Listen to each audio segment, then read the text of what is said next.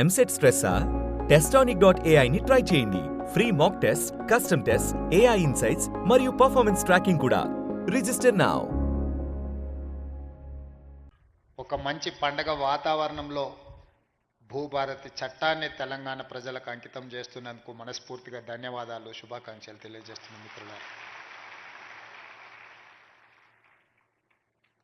మిత్రులారా,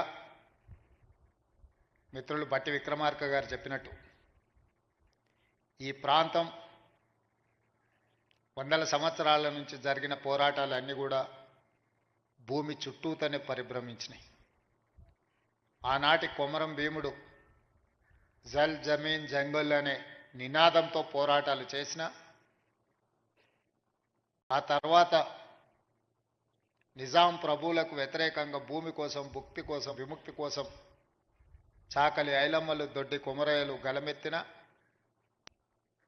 ఆ తర్వాత ప్రజాస్వామిక దేశంలో దున్నేవాడికే భూమి అని కమ్యూనిస్టు సోదరులు పోరాటాలు చేసిన ఈ పోరాటంలో అమరులైన ప్రతి ఒక్కరూ భూమితో తమకు ఉన్న అనుబంధాన్ని ఆధారంగా చేసుకొని చేసిన పోరాటాలు. ఆ పోరాటాల నుంచి పుట్టుకొచ్చిన రెవెన్యూ చట్టాలు ప్రజల యొక్క సమస్యల్ని శాశ్వతంగా పరిష్కరించే దిశగా ఉండాలి అని చెప్పి ఆనాడు కాంగ్రెస్ ప్రభుత్వం, శ్రీమతి ఇందిరాగాంధీ గారు భావించారు. భూమి అనే చర్చ ఎప్పుడొచ్చినా బూరుగుల రామకృష్ణారావు గారు కావచ్చు, పివి నరసింహారావు గారు కావచ్చు, శ్రీమతి ఇందిరాగాంధీ గారి నేతృత్వంలో జరిగిన భూసేకరణ ఒకనాడు వేలాది ఎకరాలు జమీందారులు, జాగీర్దారులు, భూస్వాముల దగ్గర ఉన్న భూములను అగ్రికల్చర్ సీలింగ్ యాక్ట్ తీసుకొచ్చి భూ పరిమితి చట్టాలు తెచ్చి వాళ్ళ దగ్గరున్న లక్షలాది ఎకరాలను ప్రభుత్వం వాళ్ళ నుంచి తీసుకొని దళితులకు, గిరిజనులకు, ఆదివాసీలకు, బలహీన వర్గాలకు ఆత్మగౌరవం తెచ్చే భూ కేటాయింపులు కాంగ్రెస్ ప్రభుత్వం, శ్రీమతి ఇందిరాగాంధీ గారు చేపట్టారు.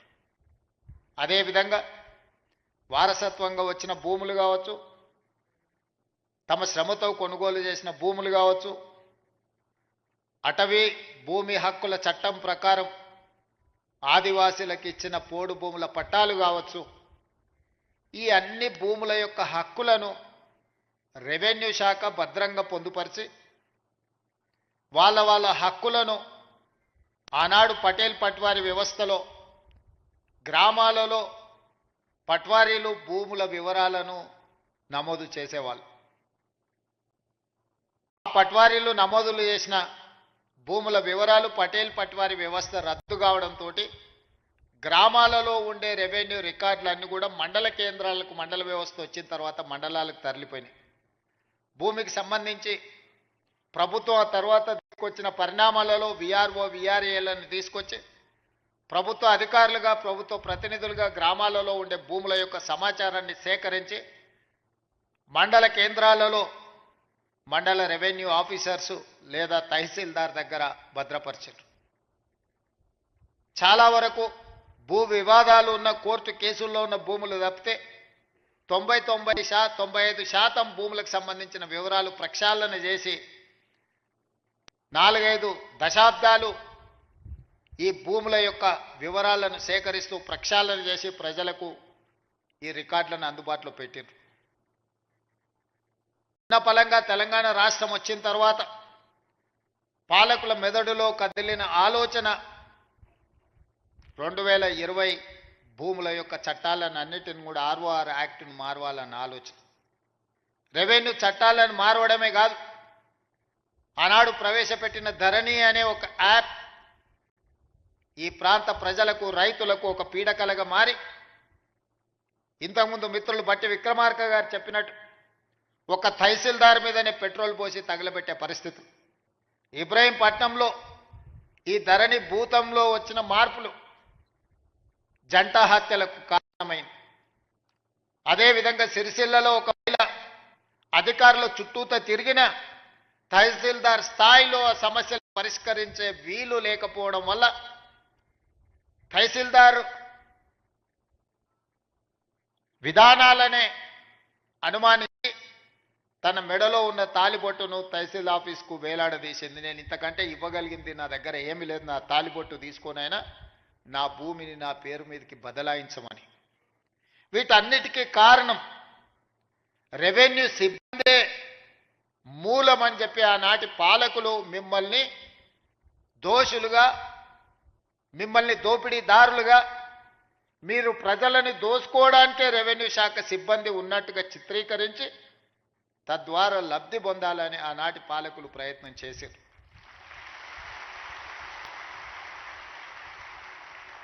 ఇక్కడున్న రెవెన్యూ సిబ్బందిని, తెలంగాణ రైతాంగాన్ని నేను అడుగుతున్నా.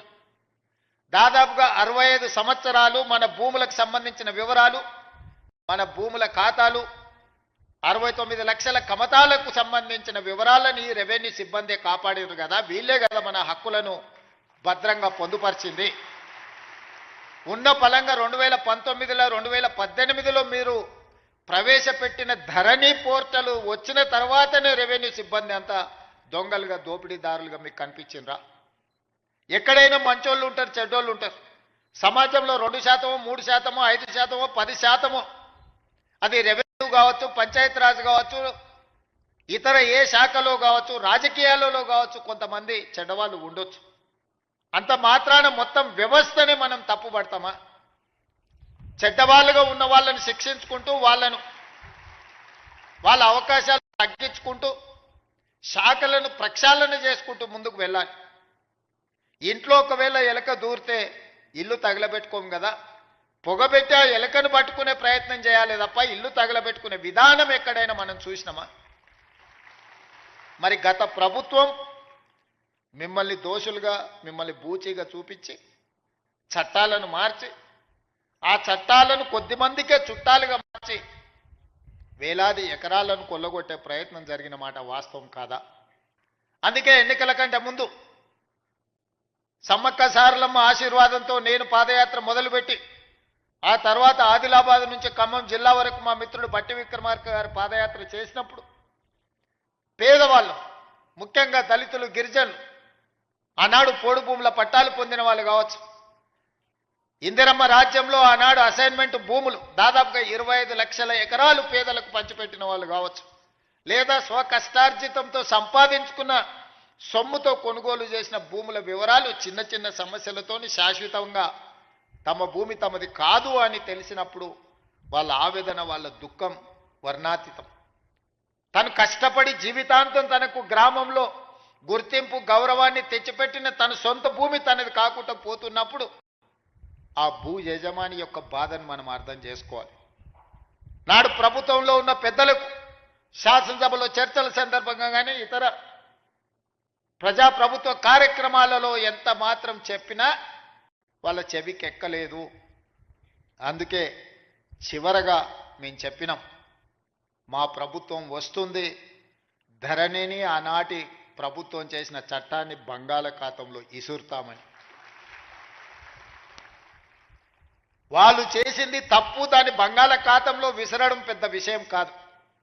ఈనాడు మనం చేస్తున్న చట్టం పేదలకు చుట్టాలుగా ఉండాలి, పేదవాడి సమస్యని పరిష్కరించాలి, పేదవాడికి అనుకూలంగా సరళంగా ఉండాలి. దాన్ని అమలు చేసే రెవెన్యూ సిబ్బంది కూడా దీని పట్ల అవగాహన పెంపొందించుకొని దాన్ని అమలు చేయాలన్న ఆలోచనతోని నిరంతరం కమిటీలను కోదండ రెడ్డి గారి నేతృత్వంలో రేమండ్ పీటర్ గారిని, సునీల్ని, చాలామంది సిబ్బందిని, అనుభవజ్ఞులను, ఐఏఎస్లను పెట్టి ఈ చట్టాలను వివిధ రాష్ట్రాలలో ఉన్న వాటిని కూడా పరిశీలించి ఆనాడు నిజాం పాలన నుంచి ప్రజాస్వామ్య ప్రభుత్వంలోకి వచ్చిన తర్వాత కూడా జరిగిన మార్పులు, చేర్పులను, చట్టాలను నిశితంగా పరిశీలించి వాటన్నిటిని కూడా ఒక అవగాహన కల్పించుకొని ఈరోజు నూతన ROR యాక్ట్ను ఈరోజు మనము తీసుకురావడం జరిగింది.